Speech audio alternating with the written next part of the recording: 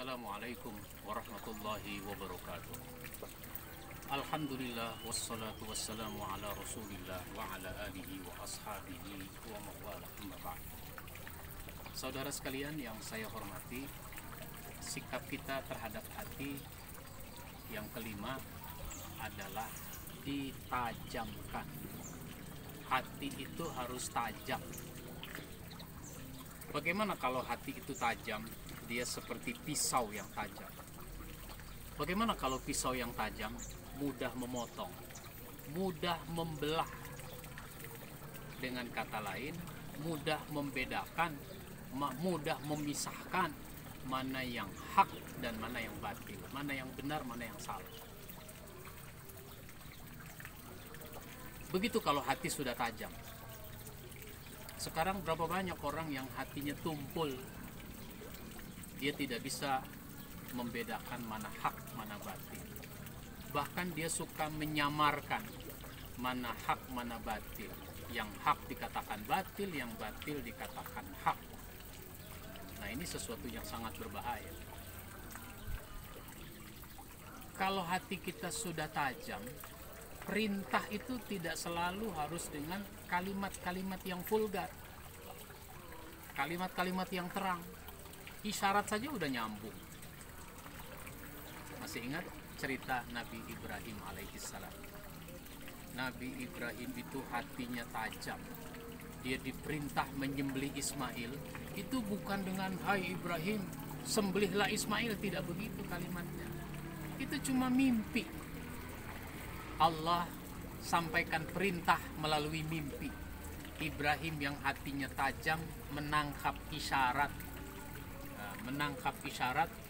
bahwa Allah perintahkan dia untuk menyembelih Ismail. Dia pun siap melaksanakannya.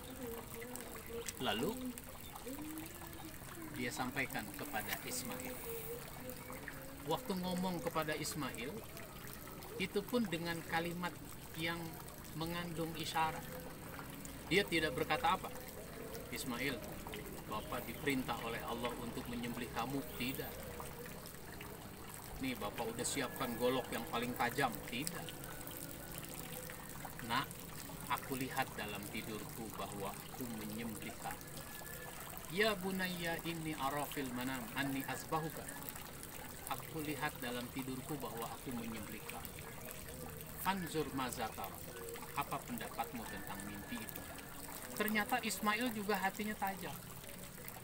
Dengan cerita itu saja, dari mimpi dia menangkap itu isyarat. Apa dia bilang? "Ya abatif'al." Wahai Bapak, kerjakan apa yang Allah perintah.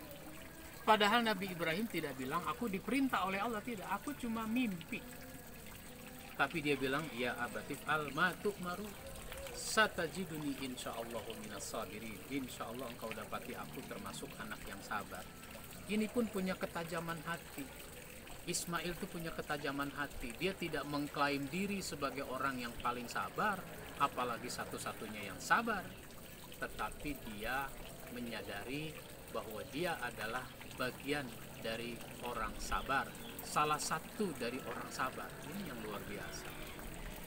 Oleh karenanya, kisah-kisah, cerita-cerita itu akan menajamkan hati kita. Dan kita memang membutuhkan isyarat-isyarat.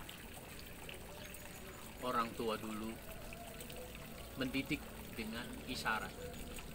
Isyarat mata, isyarat sikap. Enggak selalu dengan kata-kata, enggak selalu dengan ngomong, tapi dengan contoh, dengan keteladanan.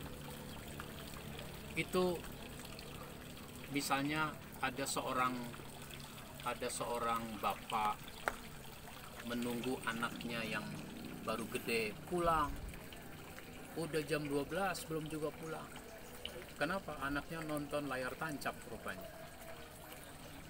Ketika dia pulang, "Assalamualaikum", buka pintu, bapaknya menampakkan wajah tidak suka. Tapi nggak berkata-kata.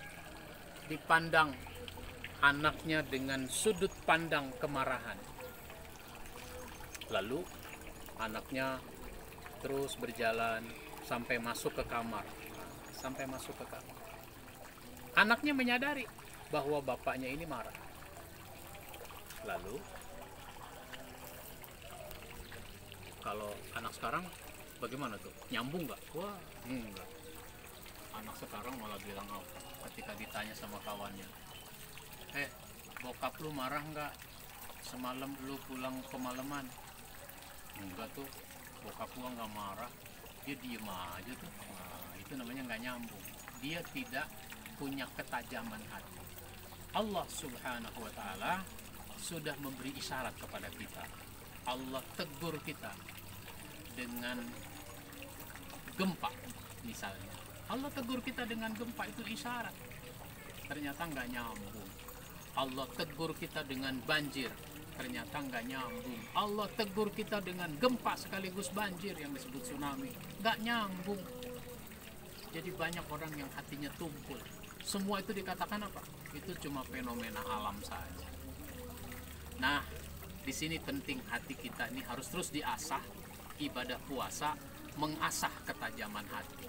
Makanya waktu orang puasa dia ditegur, dia lagi ngobrol nih, ngobrol ke arah yang tidak baik, lalu ada kawannya menegur, puasa nih puasa. Cuma ngomong begitu, puasa nih puasa. Nyambung dia, oh iya kita lagi puasa, kenapa jadi ngomong begini? Nah, itu lagi puasa hati jadi tajam.